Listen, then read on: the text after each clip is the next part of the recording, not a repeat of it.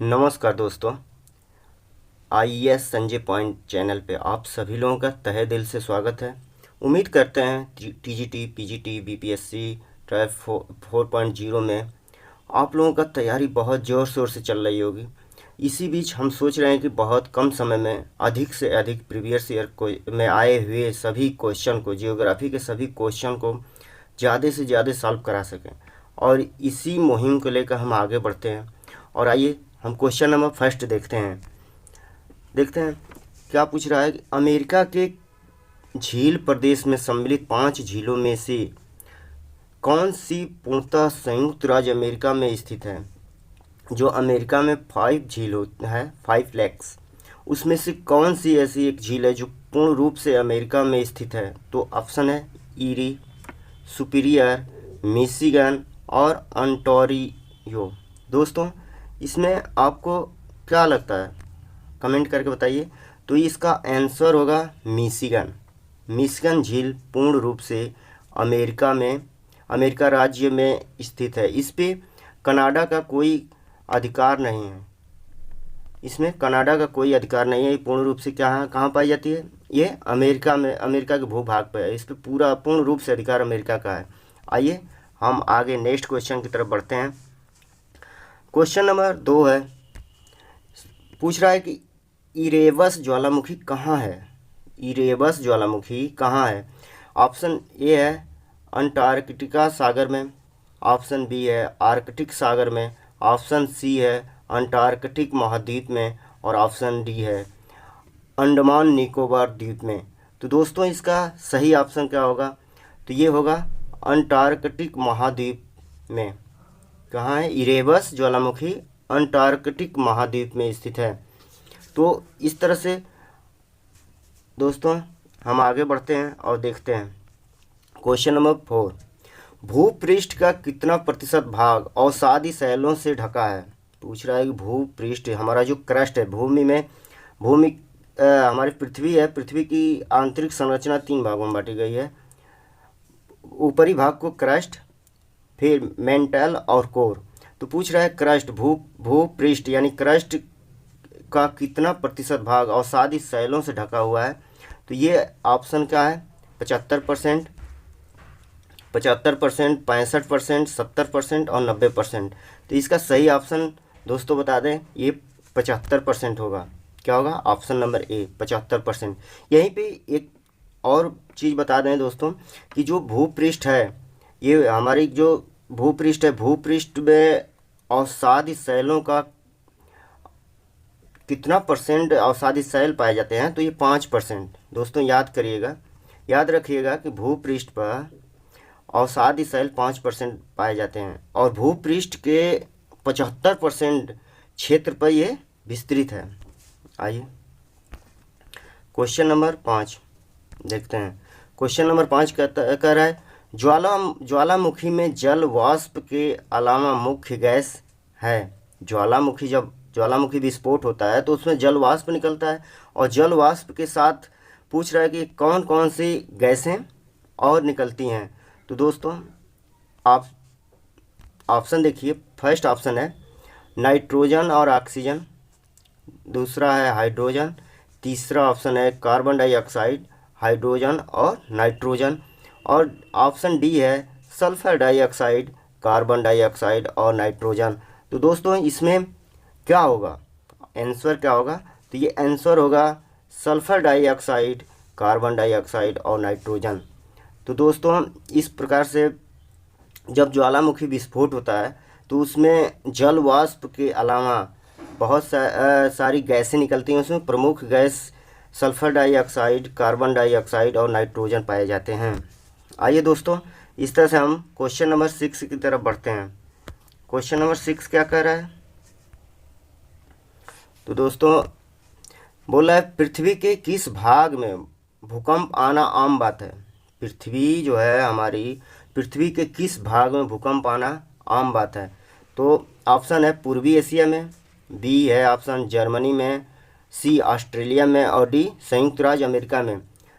थोड़ा एक बार आप सभी दोस्त एक बार मैप पे अपना निगाह दौड़ाइए और देखिए कौन सा ऐसा भूभाग है पृथ्वी का जहाँ पे भूकंप आना बहुत आम बात है, हमेशा भूकंप आता रहता है।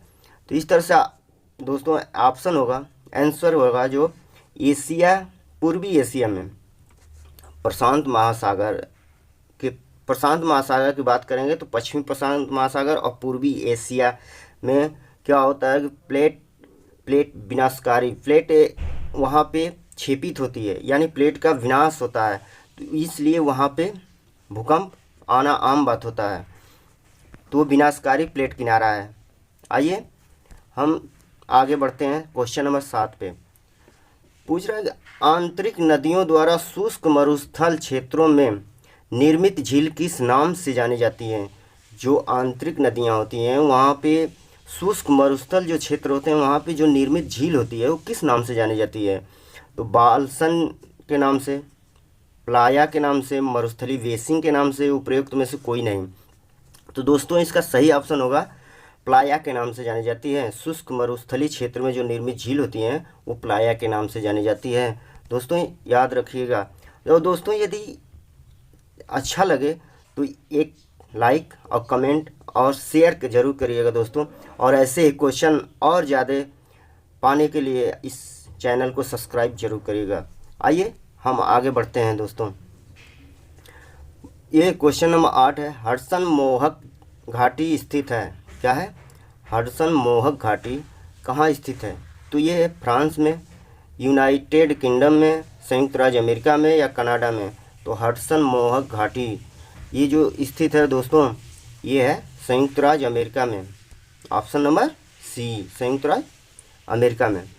आइए क्वेश्चन नंबर 9 देखते हैं। 9 क्या है दोस्तों? फ्रांस तथा स्पेन के बीच सीमा बनाने वाला पर्वत। क्या है? फ्रांस तथा स्पेन के बीच सीमा बनाने वाला पर्वत का नाम क्या है? तो Apennines, option A Apennines, option B Alps, option C Jura और ऑप्शन डी पेरिनीज। आपको क्या लग रहा है दोस्तों, क्या होगा? इसका सही ऑप्शन होगा पेरिनीज। पेरिनीज क्या है? यह फ्रांस और स्पेन के बीच जो ये पर्वत है, फ्रांस और स्पेन के बीच सीमा का निर्धारण करता है।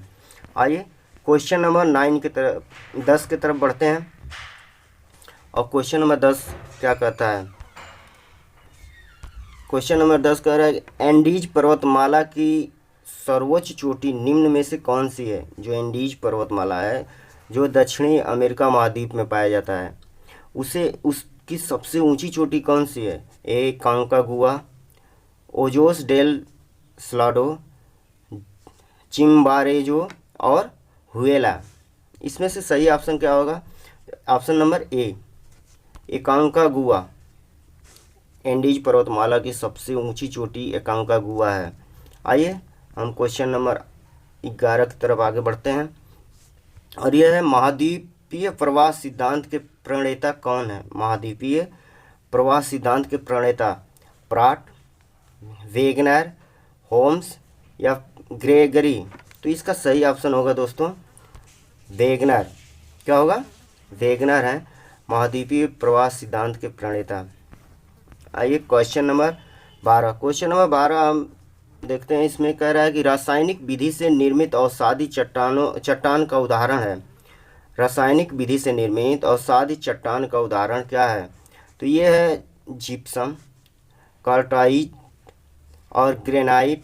इनमें से कोई नहीं। तो इसका सही ऑप्शन क्या होगा दोस्तों? आप कमेंट करिए। इसका सही ऑप्शन होगा दोस्तों क्या है? जिप्सम। सही ऑप्शन है जिप्सम, रासायनिक विधि द्वारा होता है। आइए हम आगे नेक्स्ट क्वेश्चन की तरफ बढ़ते हैं। डाइक क्या है? क्वेश्चन है डाइक क्या है? डाइक ज्वालामुखी निर्मित वहीवर्ती स्थलाकृति है या ज्वालामुखी निर्मित आंतरिक स्थलाकृति है या तटीय स्थलाकृति है या हिमनद निर्मित स्थलाकृति है? बताइए इसमें से क्या है? तो डाइक का निर्माण कभी भी होता है दोस्तों तो ये ज्वालामुखी निर्मित आंतरिक स्थलाकृति में होता है। जब ज्वालामुखी विस्फोट होता है और लावा भूप्रॉपर्टी को तोड़ कर जब बाहर निकल जाता है तो उस समय डाइक का निर्माण नहीं होता।